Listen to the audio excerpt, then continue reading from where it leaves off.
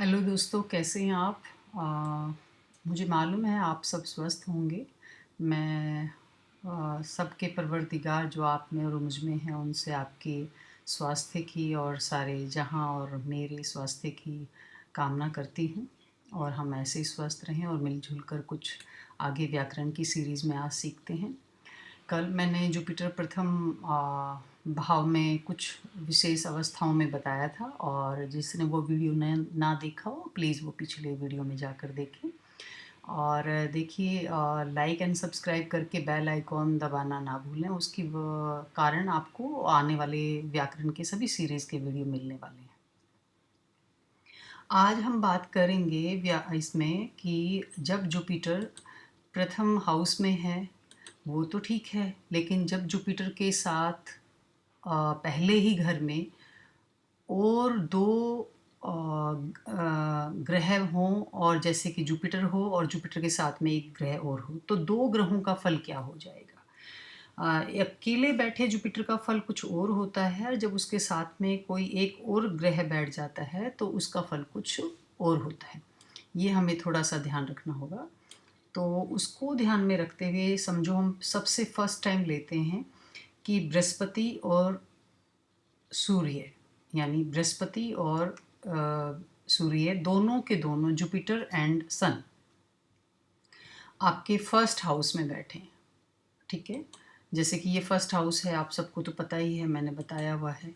Jupiter, जैसे कि इसमें ये जो ग्रीन किया हुआ है इसी को मैं कह रही हूँ कि जुपिटर और सन, यहाँ पर आपका जुपिटर भी बैठा है और सन भी बैठा है। मैं थोड़ा कर्सर ले लूँ, आपको थोड़ा लिखने के लिए मेरे लिए सुविधा रहेगी। यहाँ पर जुपिटर भी है और सन भी है, प्लस में हम कर लेते हैं, प्लस जो है सन भी बैठा है। अब ऐसी अवस्था में क्या होगा कि अगर दोनों के दोनों यहाँ बैठ गए तो इन दोनों की जो युति है, यानी जो दोनों एक साथ बैठे हैं, जातक राजा जैसा होगा और बहुत सम्मानित व्यक्ति होगा, क्योंकि सूर्य फर्स्ट हाउस में उच्च हो जाता है और जुपिटर वहाँ पर है ही गुरु की पदवी लेकर बैठा हुआ एक काफ़ी सम्मानित व्यक्ति कहलाएगा ऐसा इंसान, जिसकी कुंडली में ये दोनों वहाँ पर होंगे।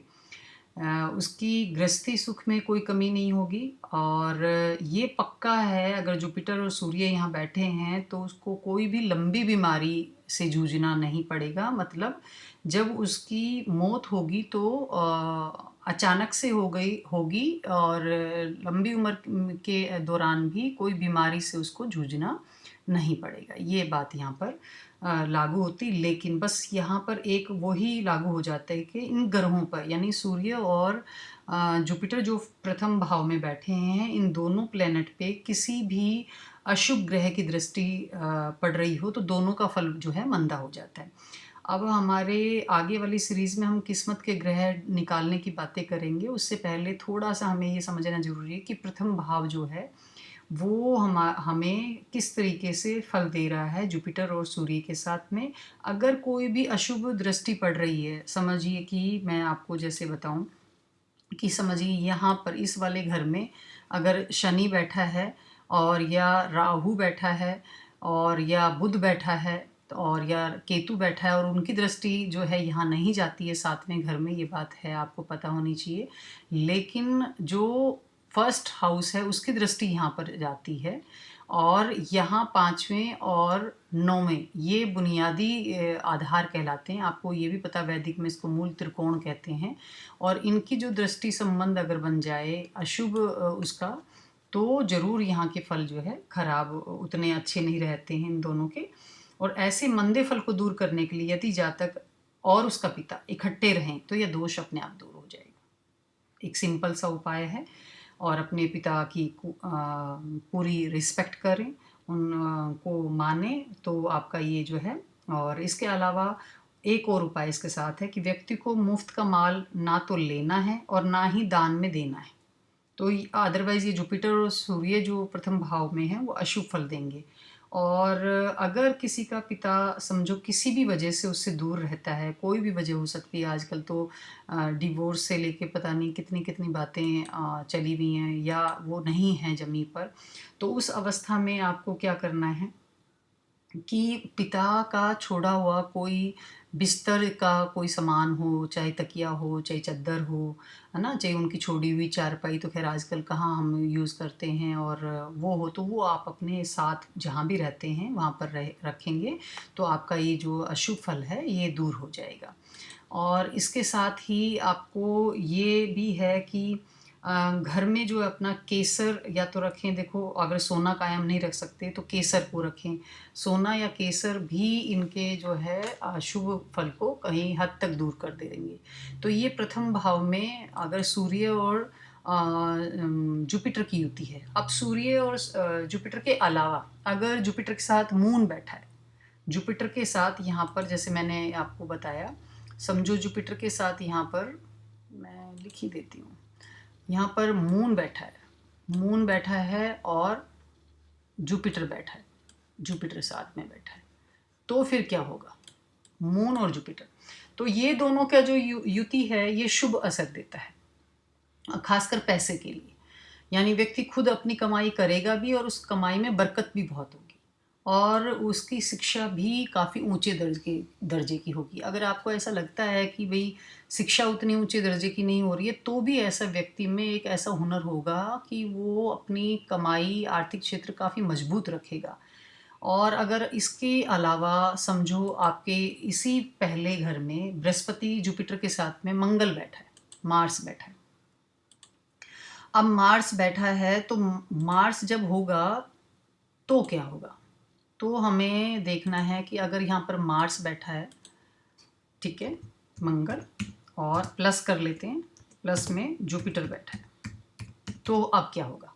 मार्स और जुपिटर में अमीर होगा जातक, लेकिन उसमें ये बात का ध्यान रखना बहुत जरूरी है हमको कि सातवां घर खाली होना चाहिए। ठीक है, सातवां घर खाली नहीं होना चाहिए। यहाँ पर जो है ध्यान रखना जरूरी है कि यहाँ पर अगर या तो खाली होना चाहिए या खाली नहीं है तो यहाँ पर खासकर बुध नहीं होना चाहिए। अगर सातवें घर में बुध है तो ये इन दोनों के फल जो हमें अच्छे मिलने वाले हैं वो बिल्कुल के बिल्कुल बर्बाद हो जाएंगे। तो ये हमें याद रखना है कि यहाँ पर हमारा मरकरी ना हो, मरकरी यहाँ पर ना हो, बस एक कंडीशन ये है। तो मार्स और मंगल और बृहस्पति लगन में बहुत अच्छा फल देते हैं। अब अगर फर्स्ट हाउस में जुपिटर के साथ समझो जुपिटर के साथ फर्स्ट हाउस में बैठे हैं, और इसको हटाते हैं हम, जुपिटर के साथ फर्स्ट हाउस में किसको लें? अब बुध को ले लेते हैं। चलो, अगर जुपिटर के साथ फर्स्ट हाउस में बुध बैठे हैं तो बुध जो है पहले घर में जातक को आर्थिक तौर पर अच्छी हालत देगा, जुपिटर के साथ बैठा। जबकि जुपिटर और बुध की आपस में दुश्मनी है, लेकिन बुध अपना ये बात पहले घर में छोड़ देता है क्योंकि सूर्य यहाँ पर उच्च होता है और उसकी नौकरी की स्थिति भी काफ़ी अच्छी रहेगी। लेकिन बस इन दोनों ग्रहों पर कोई अशुभ दृष्टि ना पड़ रही हो। अगर पहले घर में अशुभ ग्रह जो है बृहस्पति के पक्के घरों में, पक्के घर बृहस्पति के मैंने आपको बता रखा है, मैं दोबारा एक बार बता देती हूँ। बृहस्पति के पक्के घर हैं जो ये दूसरा है, लिख देते हैं आपके लिए, ये सेकंड हाउस पक्का है, फिफ्थ पक्का है, बृहस्पति का पक्के इन जड़, ये जड़ क्लियर होनी चाहिए। नौवां पक्का है, 11वां भी लेते हैं हम दरबार, और 12वां। ये जो घर हैं, पांचवां, दूसरा, और ये जड़ कहलाती हैं बृहस्पति की, ये बिल्कुल अशुभ ग्रहों से दूर होनी चाहिए। तो बुध यहाँ पर बिल्कुल भी गलत असर नहीं देगा। बल्कि इसके साथ साथ अगर यहाँ अशुभ बैठ जाएं, जहाँ मैंने अभी आपको बताया है, 5, 2 में, 5 में, 9 में और 11, 12 में, तो पिता या ससुर दोनों में से किसी को भी सांस की तकलीफ हो सकती है। ऐसा व्यक्ति और फिर कोई लाभ इतना प्राप्त नहीं होगा क्योंकि बुध देख रहा है कि बृहस्पति की पांचों जो जड़ें हैं उनको अशुभ ग्रह खराब कर रहे हैं। तो यहाँ पर हमें बुध का ही उपाय करना पड़ेगा, यानी बुध की चीज़ें ही दान करनी पड़ेंगी। जैसे साबुत मूंग है वो आप मंदिर में दान दे दें, 800 ग्राम के हिसाब से आप मंदिर में दान दें तो आपके लिए जो है इसका शुभ असर आएगा। अब ऐसी उसमें हमें देखना है कि अगर बृहस्पति के साथ शनि बैठा हो, बृहस्पति के साथ अगर शनि आ गया तब क्या होगा? बृहस्पति के साथ अगर यहाँ शनि बैठा है पहले घर में, अगर हम ये कहें कि बृहस्पति के साथ यहाँ पर शनि बैठ गया है, तो अब शनि और की युति जातक को साधु स्वभाव का बना देती है। शनि जबकि पहले घर में नीच होता है, आपको पता है, वो कर्म का कारक भी है। अब शनि अगर यहाँ पर जुपिटर के साथ बैठ गया तो आर्थिक स्थिति पर इसका प्रभाव अच्छा नहीं रह जाता, यानी नीच राशि में है और आर्थिक स्थिति खराब होने की पूरी पूरी संभावना बन जाती है फिर। तो अगर अब आगे चलते हैं, जुपिटर के साथ अगर राहु बैठ गया फर्स्ट हाउस में, यहाँ पर जुपिटर के साथ राहु बैठ गया। अब राहु बैठने के बाद अब क्या होगा, राहु बैठने के बाद यहाँ बैठ गया जी जुपिटर और राहु। अब साथ में हम प्लस का निशान लगा लेते हैं, और राहु बैठ गया, दोनों साथ में फर्स्ट हाउस में बैठे हैं। अब होना व्यक्ति को दानी बना देता है। हो रही है ना हैरानी, क्योंकि हम कहते हैं जुपिटर के साथ राहु बैठता है तो राहु फर्स्ट हाउस में तख्त पे बैठा है, तख्त पे आया हुआ कोई भी ग्रह जो है उतना वो नहीं खराब करता, बशर्ते कि जिसके साथ बैठा है उसकी जड़ें क्लियर हो।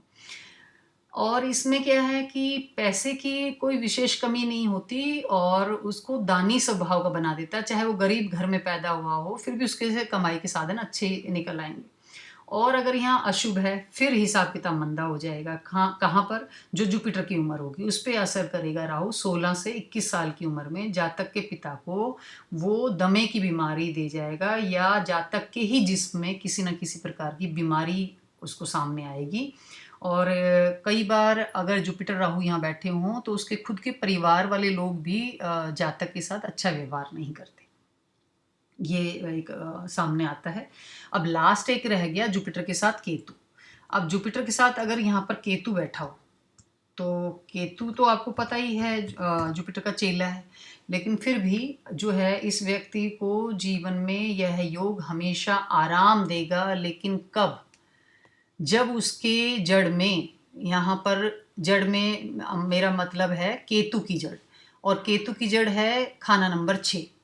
आप सबको पता है खाना नंबर 6 कहाँ पर है, ये खाना नंबर 6 है, ये आपका खाना नंबर 6।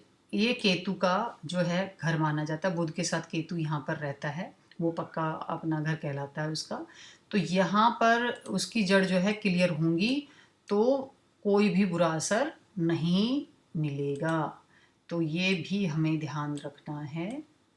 और साथ में अब आगे चलते हैं, अगर केतु जुपिटर फर्स्ट हाउस में बैठे हैं तो ऐसा व्यक्ति कहीं पर भी कदम रखेगा वहीं के लोग सुखी हो जाएंगे।